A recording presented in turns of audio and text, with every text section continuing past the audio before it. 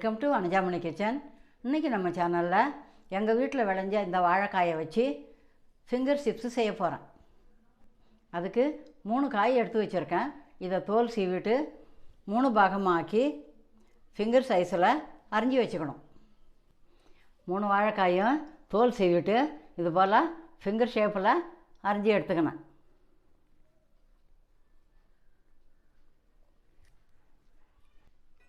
வாழைக்காய் finger fry செய்ய தேவையான பொருட்கள்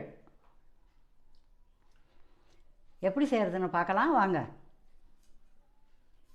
3 வாழைக்காய்க்கு 6 ஸ்பூன் கார்ன்ஃப்ளவர், 3 ஸ்பூன் அரிசி மாவு,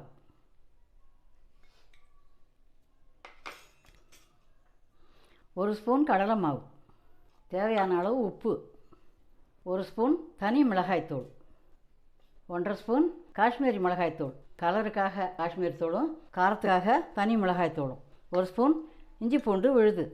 இது எல்லாத்தையும் முதல்ல கலந்துக்கணும்.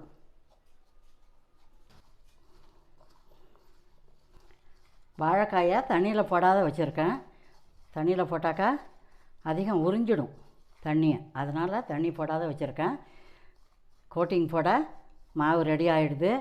இப்போ வாழைக்காயை கொட்டி கலந்துக்கலாம். இந்த ஈரத்துலேயே மாவு பிடிக்கும். அப்படி பத்தலைன்னா ஒவ்வொரு ஸ்பூனாக தண்ணி போட்டு கலந்துக்கலாம். கொஞ்சமாக 1 ஸ்பூன் தண்ணி போட்டு தெளிச்சுட்டு பெசரிக்கலாம். இந்த ஈரத்துலேயே மாவு பிடிச்சிக்கும். காஷ்மீரி மிளகாத்தூள் போட்டதால் கலராக இருக்குது. உங்களுக்கு வேணால் கலர் கூட சேர்த்துக்கலாம். காரத்துக்கு தனி மிளகாய்த்தூளும் கலருக்காக காஷ்மீர் மிளகாத்தூளும் சேர்த்துருக்கேன்.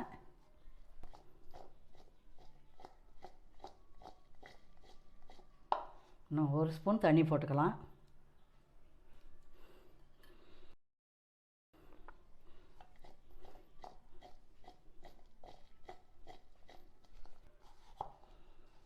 வாழைக்காயில் மாவு நல்லா கோட்டாகணும்.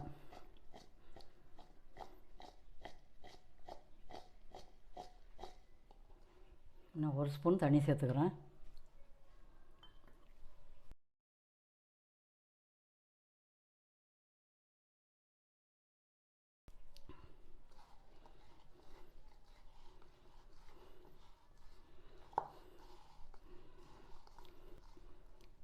நல்லா அழகாக கோட்டை ஆகிடுது. இப்போ எண்ணெயில் போட்டு பொரிச்சு எடுத்துக்கலாம்.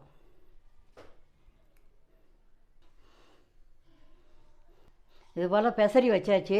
கொஞ்சம் கொஞ்சமாக போட்டு பொரிச்சு எடுத்துக்கலாம். ஸ்டவ் ஏற்றிட்டேன். வானலில் எண்ணெய் காயுது. வாழைக்காயை கொஞ்சம் கொஞ்சமாக போட்டு பொரிச்சு எடுத்துக்கலாம்.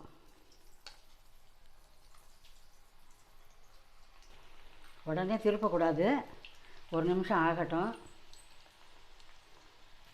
1 நிமிஷம் ஆகிடுது.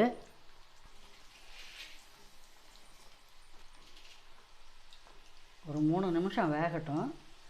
கோல்டன் ப்ரௌனாக ஆனதும் எடுத்துடலாம். நல்லா கோல்டன் ப்ரௌனாக ஆகணும். இன்னும் பபுள்ஸ் அடங்கலை. அதுக்கப்புறம் எடுக்கலாம். வெந்து வந்ததும் எல்லாமே மேலே மிதக்குது பாருங்கள். அதான் இது வெந்ததுக்கு அடையாளம். 1 நிமிஷம் வேகட்டும். பாருங்கள், வெந்து வந்ததும் எல்லாமே மேலே மிதந்து வருது. வெந்தது போதும், எடுத்துடலாம். நம்ம காஷ்மீர் மிளகாத்தூள் போட்டதுனால கலர்ஃபுல்லாக அழகாக இருக்குது பாருங்கள். நம்ம போட்ட கோட்டிங் கரெக்டாக இருக்குது. அதனால் எண்ணெயில் மாவு கரையலை. சுவையான வாழைக்காய் ஃபிங்கர் ஃப்ரை ரெடி ஆகிடுது. நீங்களும் இது போல் வீட்டில் செய்து பாருங்கள். எப்படி இருந்துச்சுன்னு கமெண்ட்டில் சொல்லுங்கள். வாழைக்காய் சாப்பிடாத குழந்தைங்க கூட இது போல் ஃபிங்கர் ஃப்ரை செய்து கொடுத்தா சந்தோஷமாக சாப்பிடுவாங்க. குழந்தைங்களுக்கு பிடிச்ச இது போல் ஃபிங்கர் ஃப்ரை செய்து சந்தோஷமாக சாப்பிடுங்க. தேங்க்யூ.